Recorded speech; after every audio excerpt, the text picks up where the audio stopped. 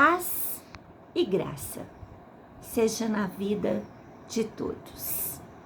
Continuando com os nossos estudos na palavra de Deus, do Deus vivo, hoje na carta de 1 Pedro, no capítulo 4, nós temos aqui títulos renovadores, começando com vidas transformadas.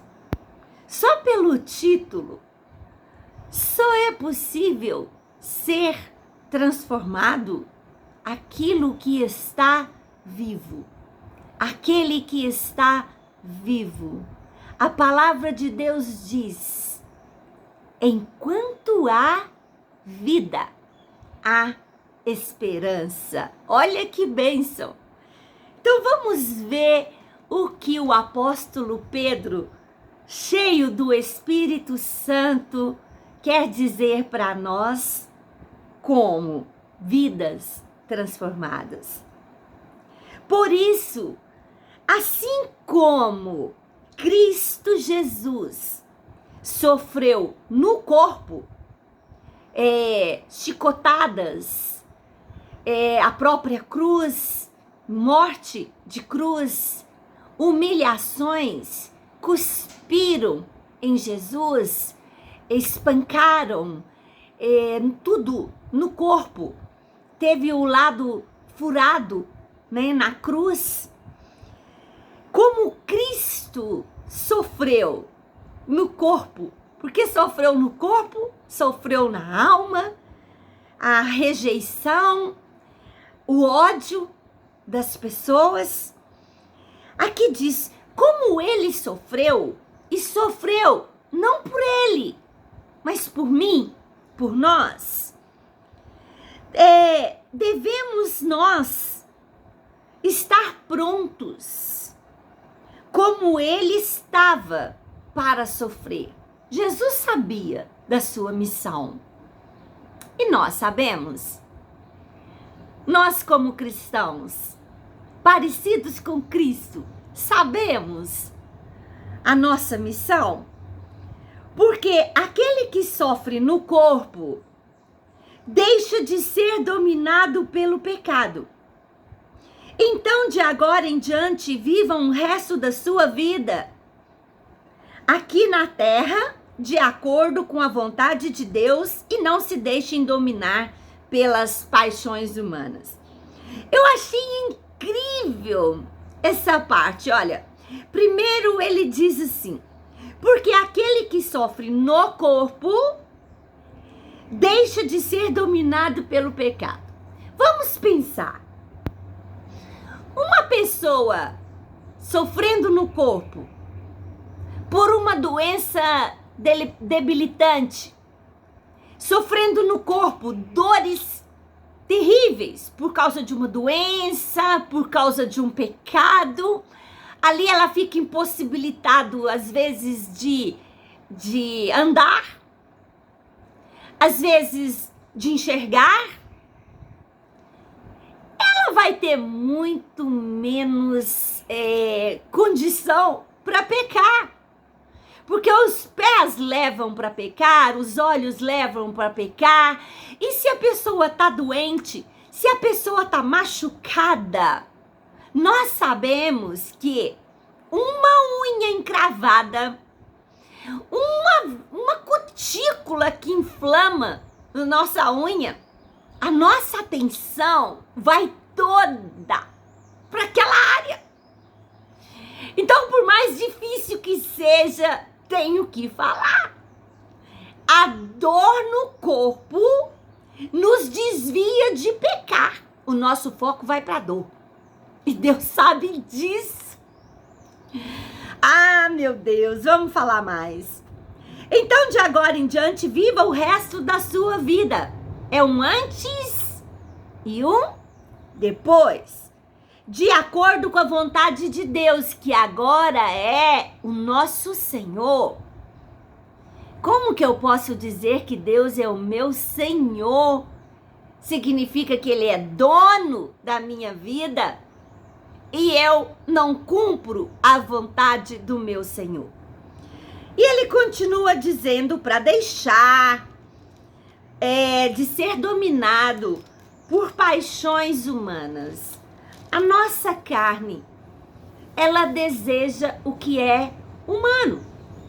E ela precisa ser dominada, colocar um cabresto, para que nossa carne seja dominada. Nossos desejos e paixões humanos, Pedro, como Paulo também em outras cartas, aconselham: deixa para trás o que para trás fica.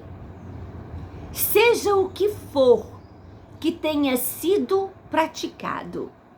Nós, seres humanos, podemos achar que alguns pecados são imperdoáveis, são grandes demais, são ofensivos demais. Mas para Deus, não. Para Deus, uma pessoa que matou, que roubou, que prostituiu, que fez assim, como dizem a expressão, o diabo a 4, elevado a 4, né? A maldade elevado a 4. Para Deus, o sangue de Jesus é poderoso para cobrir. Basta que haja arrependimento. No passado, nós, gastamos bastante tempo fazendo o que os pagãos gostam de fazer. Fazendo aqueles que não têm temor de Deus gostam de fazer. Naquele tempo, vocês viviam na imoralidade. Veja bem, falando sobre o tempo que gastávamos, que se gasta nos desejos da carne. 4 dias de carnaval.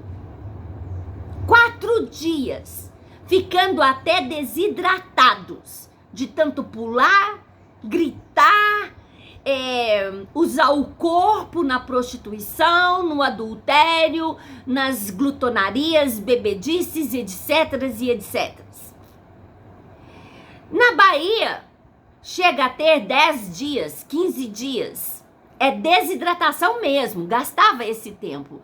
Fora o tempo, eu gostaria de falar de outra coisa que era gasto. Dinheiro. Muito dinheiro era gasto.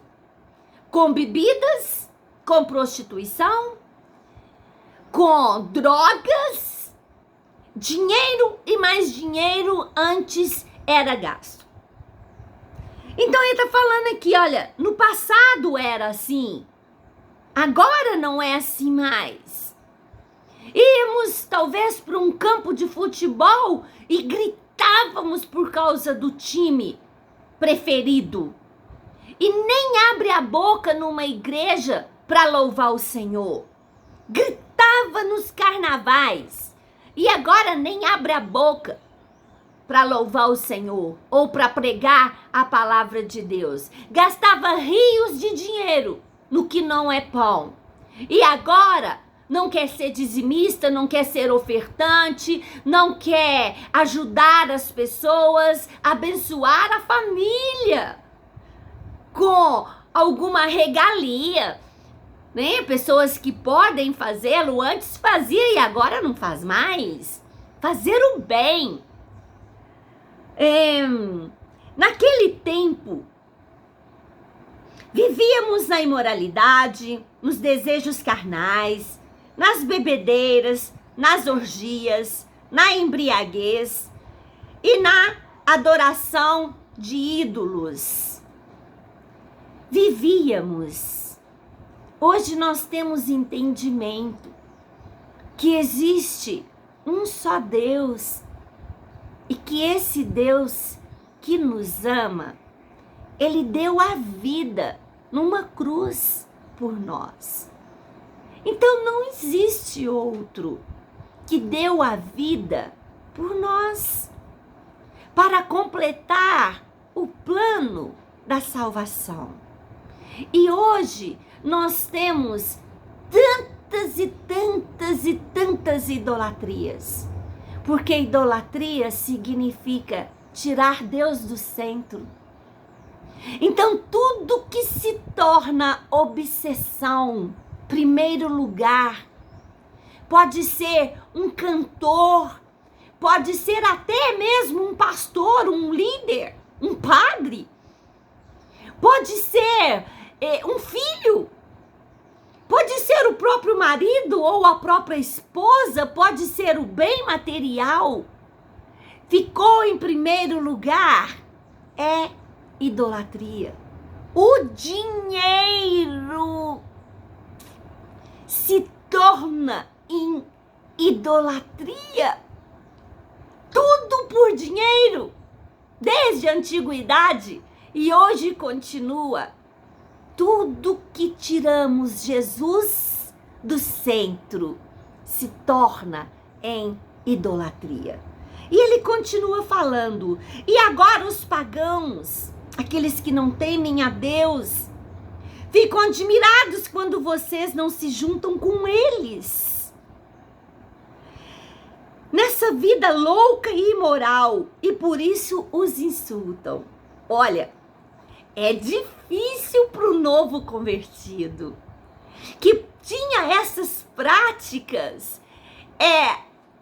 entre aspas, amigos nessas práticas, colegas nessas práticas, e que hoje não as praticam mais e são insultados por aqueles amigos que nunca fizeram nada de bom, nada de bem.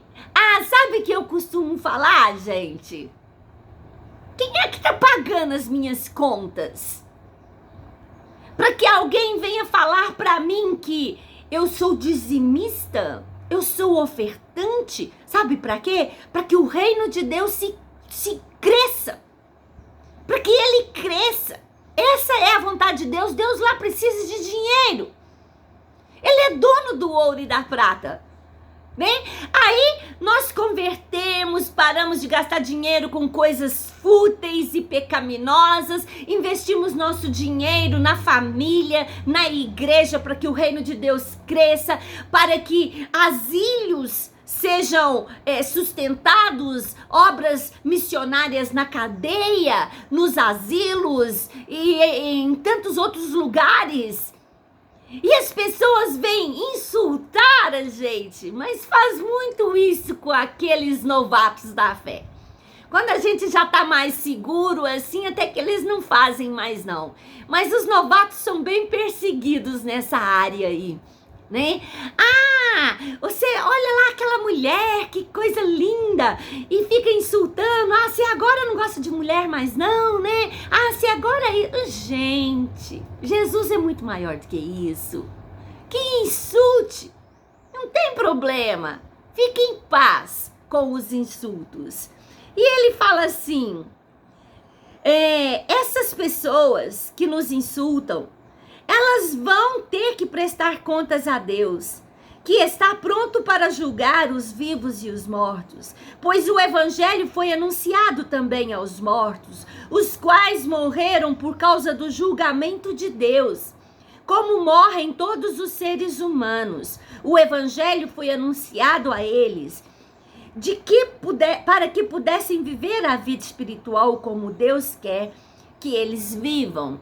Olha, em primeiro lugar, aqueles que ainda não aceitaram Jesus, o Senhor que traz vida, e vida com abundância, porque é vida aqui nessa terra, na graça e na proteção de Deus, e é vida eterna, que não tem mais fim. Ele é o Deus que dá a vida, né? Esse Deus que nós estamos dispostos e demos a nossa vida para ele, é o mesmo daquele que se perde. A palavra de Deus diz que antes nós estávamos mortos em nossos delitos e pecados, mas que agora eu tenho vida, e agora eu tenho vida com abundância. Então o que nós entendemos? Sem Jesus não há vida.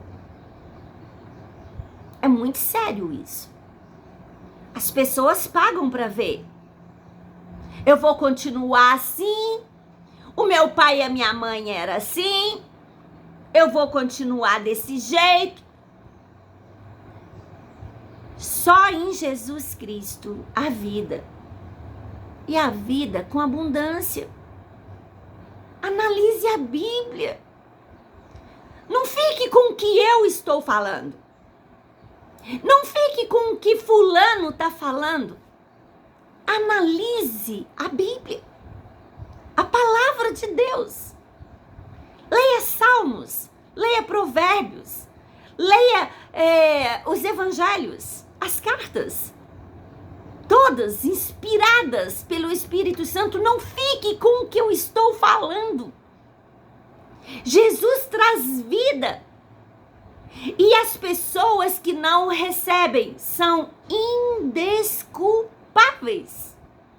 Essa é a verdade. Aquele que não aceita, mesmo não compreendendo o resultado, ele vai acontecer. E o resultado é morte. Morte eterna.